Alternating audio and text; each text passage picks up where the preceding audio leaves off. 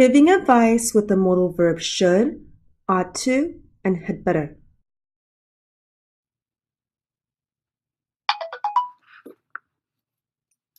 It's Joe. Oh, yeah? What did he say? He said, see you at the restaurant in an hour. What?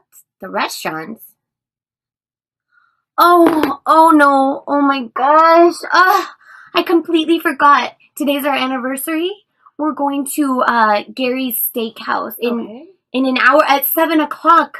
I'm not even ready. I don't even have a gift. What am I going to do? How am I going to buy a gift, wrap it, and make it to the restaurant by 7? Ugh. Poor Emily. She needs our help. Where is the best place for Emily to buy a gift? At the city park, a drugstore, a shopping mall, or a supermarket? I'm thinking a shopping mall. There are many stores and lots of presents to choose from. Which way sounds more friendly? I'm telling you to go to the mall. Or, it's a good idea to go to the mall. The first way is a command. It may sound bossy to tell someone to do something. The second way, saying that it's a good idea, sounds more friendly.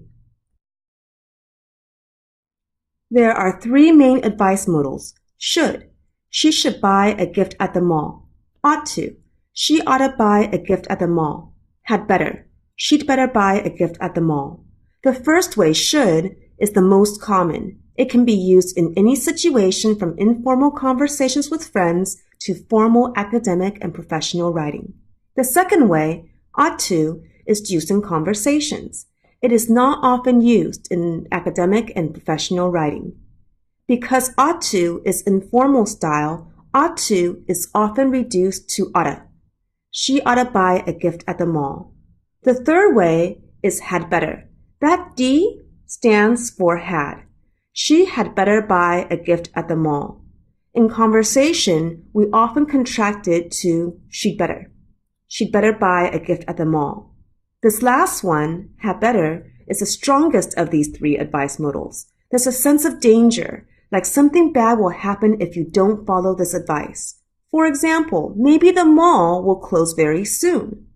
Emily had better buy a gift at the mall before it closes. If she doesn't reach the mall before it closes, she will not be able to buy a gift in time. In my conversation with Emily, it is almost 6 o'clock. Do you remember what time she needs to be at the restaurant? She needs to be at the restaurant at 7 o'clock. That gives her an hour, not very much time for shopping. She should not spend too much time at the mall. This is an example of using an advice modal in its negative form, should with not. Should not can be contracted to shouldn't. She shouldn't spend too much time at the mall. In American English, we do not use ought to with not. With not, we will use should or had better. For example, she had better not spend too much time at the mall. Had can be shortened, contracted. She'd better not spend too much time at the mall. Don't worry, I have an idea. Okay. Well, you don't have much time, so you'd definitely better not drive too far. All right. Where should I go? You ought to try the Irvine Mall. It's on the way to the restaurant, and there are lots of stores over there. Okay. And maybe you should get a gift receipt, too. That way, if he doesn't like the present, he could easily return it. Great idea. Oh, thank you so much, Judy. I'd better go now if I want to make it on time. Bye. Have fun! Thanks. Let's review. There are 3 advice modals, should, ought to, and had better. Which one is the strongest? Remember, had better has a sense of urgency, of emergency, like something bad will happen if you don't follow this advice. Notice, not is common with should and had better. The negative is not commonly used with ought to. Finally, to. Ought is always followed by to. There is no to with should and had better.